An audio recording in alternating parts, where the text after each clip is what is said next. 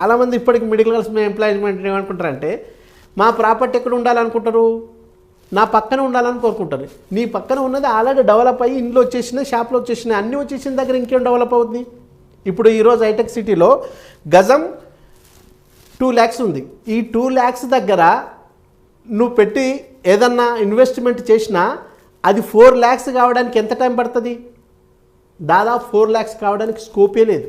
ఎందుకంటే ఒకనొక దశకు వచ్చిన తర్వాత స్టాగ్నేట్ అవుతుంది. అదే తెలివిగల వాళ్ళు ఏం చేస్తారు, ఏమి డెవలప్ లేని చోట, బాగా డెవలప్ అయ్యేదానికి అవకాశం ఉన్న చోట గుర్తించి తీసుకుంటారు. కాబట్టి తక్కువ పెట్టుబడి పెట్టి ఎక్కువ లాభాలు ఆర్జించి వాళ్ళు కోటీశ్వరులు అవుతారు. కానీ మిడిల్ క్లాస్ వాళ్ళు ఏం చేస్తారు, వాళ్ళకి దీని మీద సంపూర్ణమైన అవగాహన లేకపోవడం వల్ల వాళ్ళ చుట్టుపక్కల తీసుకోవాలనుకుంటారు. వాళ్ళ చుట్టుపక్కల తీసుకుంటే డెవలప్మెంట్ కాదు, అది ఇల్లు కట్టుకోవడానికి పనికి వస్తుంది తప్ప ఇన్వెస్ట్మెంట్కి ఎలా పనికి వస్తుంది?